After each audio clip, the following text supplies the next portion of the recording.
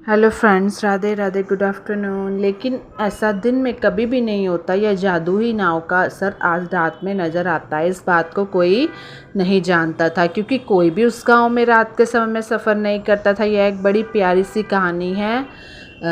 जादुई नाव। नाव का प्रयोग दिन के समय में ही किया जाता था और एक जगह से दूसरी जगह पहुंचने के लिए ऐसा किया जाता था। उस नाव को कोई भी चला सकता था। इस बात पर कोई पाबंदी नहीं थी कि कोई चलाएगा या कोई और चलाएगा, कि वह नाव किसी की है। उसी गांव में एक भोला नाम का आदमी रहता था। वह अपने नाम जैसा ही प्रतीत होता था। भोला, सबकी मदद करने वाला, सबका भला चाहने वाला, यानी कि भोला का नाम भी भोला भाला वो खुद भी स्वभाव में था। लेकिन भोला के पास कुछ भी ऐसा नहीं था जिससे कि वह घमंड कर सके, क्योंकि भोला बहुत ही साधारण आदमी था। ऐसा ही होना चाहिए इंसान। उसका भोलापन ही सब कुछ उसका होना चाहिए। कोई भी चीज़ें उसको मिलनी ही नहीं चाहिए। वह सभी भी मदद किया करता था। उसके पास ज़्यादा धन भी नहीं था। वह अपनी परेशानियों से गुज़र रहा था, लेकिन उसके परेशानियां कम ही नहीं हो रही थी। भोला इस बात को जानता था। अब परेशान व्यक्ति तो कुछ नहीं कर सकता, कि जो होगा वह अच्छे के लिए होता है। इसलिए उसे इस बात की चिंता नहीं थी कि उसके पास धन नहीं है, मगर उसका यही मानना था कि हमें सबकी मदद करनी चाहिए। मदद करने से हमें सब कुछ हासिल हो सकता है। किसी की जब भी लेनी है दुआ लेनी है, हमें बद्दुआ नहीं लेनी है। उसने बोला कि माँ ने कहा कि घर में सामान ख़त्म हो रहा है, इसलिए तुम्हें सामान लेने के लिए चले जाना चाहिए। लेकिन भोला की माँ ने यह भी कहा कि इतना सामान लाना ही जितने की हमें ज़रूरत है। भोला कहने लगा कि आप चिंता नहीं करें, उतना ही सामान लाऊंगा जितनी हमें ज़रूरत है। भोला सामान लेने के लिए चला गया। भोला इस बात को जानता था कि उस सामान को लाने के लिए उसे दूसरे नगर में, यानी कि दूसरे शहर में जाना पड़ेगा, जिसकी वजह से उसे नदी पार करनी पड़ती है और वह नाव की सबकी मदद कर सकती है। भोला नाव में बैठा और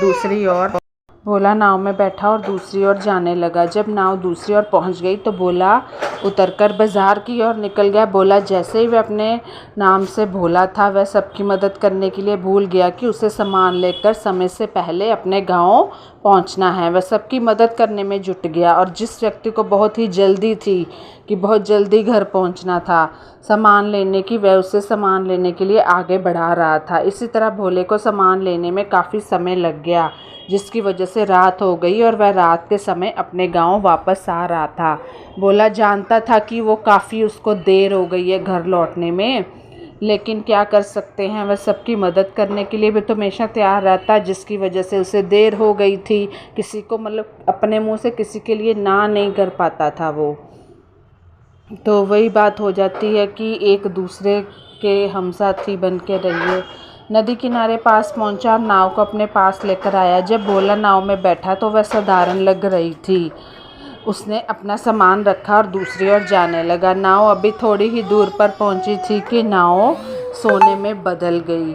भोला यह समझ नहीं पा रहा था कि नाव सोने की कैसे हो गई। लगता है ये जादू की नाव है। उसके बाद भोला के पास रखा हुआ सारा सामान भी सोने में बदल गया। ये सब कुछ देखकर पहले तो बंदा डर ही जाता है, बाद में आश्चर्य में आता है, क्योंकि उसे लग रहा था कि ये क्या हो रहा है। उसके साथ ऐसा कुछ भी नहीं हुआ था कि रात के समय ही जादू नाव अपना असर दिखा दी थी, जिससे कि भोला को सब कुछ नज़र आ गया था।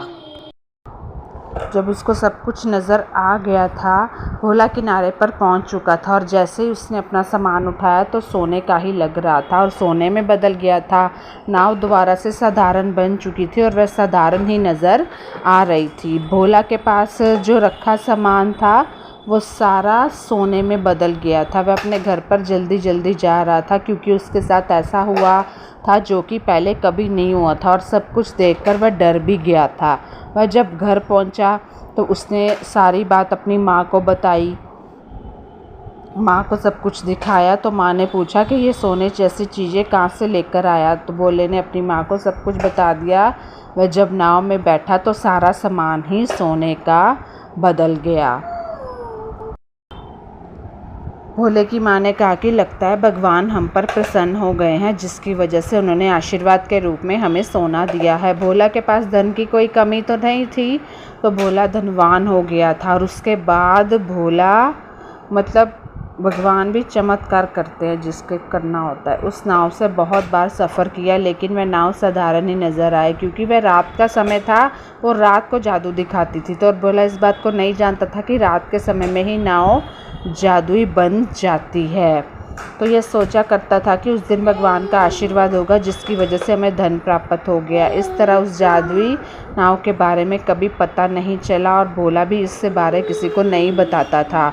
उसने कभी कुछ बताया ही नहीं कि मेरे साथ ऐसा किया जादुई नाव ने रात को। मगर जब भी भोला उस नाव में बैठता था उसे डर ज़रूर लगता था क्योंकि उसे लगता था कि कहीं यह फिर से अपना जादू ना दिखा दे। वह नाव से डरने भी लगा था।